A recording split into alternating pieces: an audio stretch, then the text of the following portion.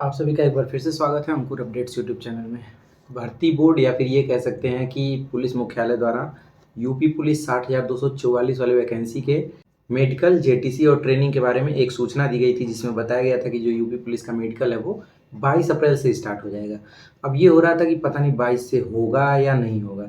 इसी बीच सब लोग परेशान हो गए और सब लोग अपने अपने सूत्रों के द्वारा पता करने लगे कि कंफर्म रिपोर्ट आ जाती सामने कि यूपी पुलिस का मेडिकल कितनी तारीख से शुरू हो जाएगा।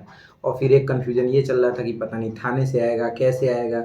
उसी बीच कुछ महीनों पहले से ही कुछ यूट्यूबर भाई ये बताने लगे कि फ़ोन आने लगा है, वो लड़का बता रहा है कि उसका एडमिट कार्ड उसके पास पहुंच चुका है। ये सारी चीज़ें अफवाह चल रही थी, लेकिन इस बीच 2 दिन पहले एक एडमिट कार्ड वायरल होने लगा जो महाराजगंज जिले का था। एडमिट कार्ड को बुलावा पत्र कह सकते हैं, जिस पे लिखा हुआ था बुलावा पत्र यूपी पुलिस के मेडिकल के लिए जारी किया गया था। और उसको देखने के बाद जितने भी लोग थे यही कह रहे थे कि ये तो फर्जी है, क्या एक ही लड़के को मिला है, क्या एक ही ज़िले में आया है, ये सारी चीज़ें चल रही थी। आपको मैंने क्लियर भी किया कि इसमें फर्जी होने की आशंका न के बराबर है।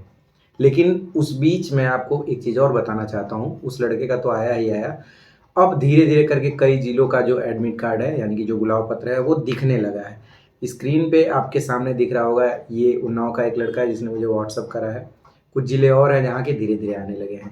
देखो, जो आप लोगों ने परसों देखा था, वो 8 अप्रैल को भेजा गया था। मतलब 8 अप्रैल को बना के उस थाने के लिए भेज दिया गया था। अभी जो आप देख रहे हो, ये 10 अप्रैल को भेजा गया है। जिस ज़िले का काम जिस तरीके से कंप्लीट हुआ है, उसी तरीके से चीज़ें आगे-पीछे होने लगी हैं। तो मेरे कहने का मतलब ये है कि 20 अप्रैल के पहले तक किसी भी कंडीशन में आप तक पहुँच जाएगा। तो चलो एक बार मैं स्क्रीन पे आपको लेके चलता हूँ, जहाँ मैं आपको दिखाता हूँ कि इस एडमिट कार्ड में क्या-क्या चीज़ें हैं। क्या ये एडमिट कार्ड पिछली बार की ही तरह फर्जी है या इसमें कुछ सच्चाई है? तो आप देख सकते हो, ये एडमिट कार्ड उसके बाद आया हुआ है। मतलब जो पहला एडमिट कार्ड दिखाया था मैंने आपको, वो तो दूसरा ही था, ये दूसरा है। इसमें आप देख सकते हो, जो चिकित्सा परीक्षा का दिनांक है वो 22 अप्रैल है, ठीक है। और ये रिजर्व पुलिस लाइन में बुलाया गया है। किस ज़िले का है ये आपको जानने का मन कर रहा होगा, तो चलो आपको ज़िला भी दिखा देता हूँ। आप ध्यान से देखिए, ये जो इस पे साइन हुआ है ये उन्नाव का है, नोडल अधिकारी उन्नाव, मतलब ये उन्नाव ज़िले का है। समझ गया ना। और ये जो जारी किया गया है वो है अप्रैल 10, यानी कि ये 10 अप्रैल को जारी किया गया है। और इसके पहले जो एडमिट कार्ड आपको दिख रहा था, यानी कि जो बुलाव पत्र दिख रहा था, वो 8 अप्रैल को जारी किया गया था। तो मेरे कहने का मतलब, कुछ ज़िले ऐसे हैं जहाँ थोड़ा जल्दी काम हो गया है तो वहाँ जल्दी भेज दिया गया है। कुछ ज़िले ऐसे हैं जहाँ थोड़ा लेट काम हुआ है तो थोड़ा लेट पहुँचेगा। आगे पीछे सभी के पास पहुँच जाएगा, इसमें बहुत ज़्यादा एग्रेसिव होने की ज़रूरत नहीं है। सबका एडमिट कार्ड पहुँचेगा और सभी का मेडिकल होगा। सभी का मेडिकल मतलब जिनका फाइनल लिस्ट में नाम है उनका मेडिकल ज़रूर होगा। तो इस चीज़ को लेके एकदम आप टेंशन फ्री रहो।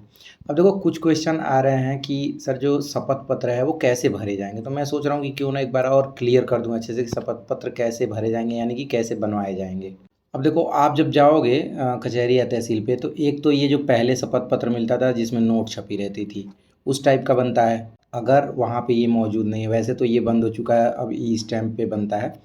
तो ज़रूरी नहीं है कि आपको ये नोट वाला ही चाहिए। 10 रुपये के ही स्टैम्प पैड पे बनवाना है, चाहे ई स्टैम्प हो चाहे इस तरीके से हो, तो आप बनवा सकते हैं वहाँ पे। ठीक है, ई स्टैम्प आप कहोगे तो वो 10 रुपये का निकाल के दे देगा। आप जाइएगा वहाँ पे तो उससे कहिएगा भैया ये शपथ पत्र का प्रारूप है, इसी के आधार पे मुझे बनाना है। तो वो पता है क्या करेगा, या तो उसके कंप्यूटर में होगा, ये पूरे फॉर्मेट को दिखाओगे तो उसी में सारी चीज़ें भर देगा आपका। जैसे यहाँ आपका नाम हो गया, उम्र हो गया, वर्ष हो गया, आप किसके बेटे हैं, किस मोहल्ले में रहते हैं, ये सारी चीज़ें आपको बताने की ज़रूरत तो है नहीं। आपका पिन कोड क्या है, मैं अपना नाम ये बयान करता हूँ कि पुलिस पद पर नियुक्ति है, जिला इतने से एक अभ्यर्थी हूँ, मेरा रोल नंबर इतना है, ठीक है। दूसरा है यहाँ यह कि मेरे विरुद्ध कोई आपराधिक मुकदमा मामला मेरे जानकारी में कभी पंजीकृत नहीं हुआ है। ये लाइन उन लोगों के लिए है जिनके ऊपर कभी भी कोई मामला नहीं हुआ है। अगर आपके ऊपर हुआ है, ठीक है, तो ये लाइन आप नहीं शो करोगे। समझ गए। आप कौन सा शो करोगे, मैं आपको दिखाता हूँ। आप बताओगे कि मेरे ऊपर दर्ज है और जिसका विवरण पॉइंट 11 में दिया हुआ है। यहाँ पे आपको बताना है कि क्या क्या चीज़ मामला है और मामला विचाराधीन है या ख़त्म हो चुका है। समझ गए मेरे कहने का क्या मतलब है। ये वही लोग दिखाएंगे, यानी कि जो ऑप्शन नंबर 2 है, ये वही लोग शो करेंगे जिनके ऊपर कभी भी कोई मामला दर्ज नहीं हुआ। अगर दर्ज हुआ है तो यहाँ पे आप अगर दिखाना चाहते हो तो इसमें दिखाना कि मामला दर्ज है जिसका विवरण बिंदु संख्या 11 में दिया हुआ है। बिंदु संख्या 11 ही है ना, हाँ बिंदु संख्या 11 में दिया हुआ है। बाकी तो सारी चीज़ें रहेंगी, यह कि मुझे कभी आपराधिक अभियोग में किसी सक्षम दांडिक न्यायालय द्वारा सिद्ध दोष नहीं किया गया, ये तो वाकई में नहीं किया गया हो, मतलब आपको सजा ना पड़ी हो। बाकी ये है कि मुझे कभी भी किसी आपराधिक मामले में गिरफ्तार नहीं किया गया। अगर गिरफ्तार किया गया है तो आप लिखोगे कि गिरफ्तार किया गया है, ठीक है। और दूसरे में चालान नहीं किया गया, चालान किया गया होगा तो आप मतलब ये समझ लो कि ये सारे पॉइंट ऐसे ही रहने देना। आप इसमें जाओगे, अगर गिरफ्तार किया गया है, किस मामला है, मतलब किस मामले के तहत किया गया है, कौन सा FIR दर्ज है, इसमें आप विवरण दे सकते हो। ज़रूरी नहीं कि ये 3 पॉइंट हो, अगर उससे ज़्यादा भी है तो यहाँ पे 3 4 5 6 करके भर देना और उसके साथ उसका जो भी आपके पास सबूत होगा वो लगा देना, ठीक है। तो उस चीज़ का टेंशन नहीं लेना। बाकी आराम से आप जब उससे कहोगे कि भैया हमारे ऊपर ये मामला दर्ज है, तो वो अपने लैंग्वेज में फट से बना के दे देगा, आपको इतना सोचने की ज़रूरत नहीं। बस उसे आपको बताना है कि आपके ऊपर कोई मामला दर्ज था या नहीं था, दर्ज है तो क्या क्या दर्ज है वो बता देना, वो सारी चीज़ें भर देगा। हमसे और आपसे ज़्यादा जो बनाता है उसे पता है, समझ गए ना। तो इसमें बहुत ज़्यादा दिमाग लगाने की कोई विशेष ज़रूरत नहीं है, जो चीज़ आसानी से हो सकती है उस बारे में क्यों ही सोचना, समझ गए ना। बाकी बहुत जल्द आप लोगों तक आपका एडमिट कार्ड पहुंचने वाला है। तो मेरे कहने का मतलब कि देखो, आप कह रहे थे ना कि एक ही ज़िले का आ रहा है, भाई जब आप लोग शेयर करोगे तभी तो पता चलेगा। और कुछ तो ऐसा फ़ोटो मतलब क्या ही बताएं, अपना डिटेल छिपा रहे हैं, जैसे लग रहा है कि उनकी कोई शादी कराने आ रहा है। भाई वैसे भी हम तुम्हारी डिटेल शो नहीं करेंगे, इतना टेंशन ना लो। और डिटेल शो करना होता तो कॉल आता है तो वहाँ से नंबर शो कर देता मैं। तो थोड़ा सा जब भी आपके पास पहुँचे आपका बुलावा पत्र, तो आप मेरे व्हाट्सअप नंबर पे सेंड करो ताकि मैं सारे लोगों को गाइड कर सकूं। बाकी आपको पता ही है कौन कौन सा डॉक्यूमेंट लेके जाना है, नहीं पता तो एक बार फिर से देख लीजिएगा। बहुत ज़्यादा डॉक्यूमेंट नहीं लेके जाना है, ये सारे डॉक्यूमेंट आप पहले से बनवा के रखे भी हो, जैसे ग्राम मोहल्ले के सम्मान 2 व्यक्तियों का भली बात जानने एवं पहचानने के संबंध में चरित्र प्रमाण पत्र, पासपोर्ट साइज फ़ोटो, निर्धारित प्रारूप में शपथ और जो फोटो पहचान पत्र है वो। और उसके साथ आपको लेके जाना है जो आपके सभी शैक्षणिक योग्यता प्रमाण पत्र हैं, जैसे हाई स्कूल, इंटर।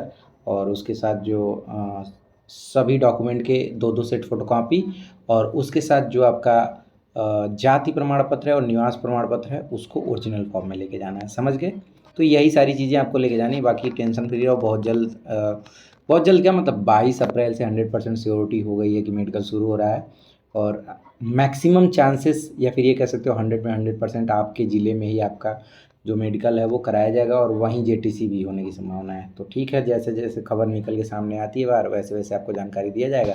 थोड़ा सा आप लोग भी कोऑपरेट करिए। बाकी कमेंट करके बताइए कि किस चीज़ के बारे में आपको बताने की ज़रूरत है, तो उससे रिलेटेड वीडियो बना के आप तक शेयर किया जाएगा। तो आप लोग अपना ध्यान रखिए, थोड़ा चोट वोट लगने से बचिएगा। मिलते हैं अगले वीडियो में, तब तक के लिए दिए हुए समय में ज़िंदगी को जी लीजिए। Bye bye.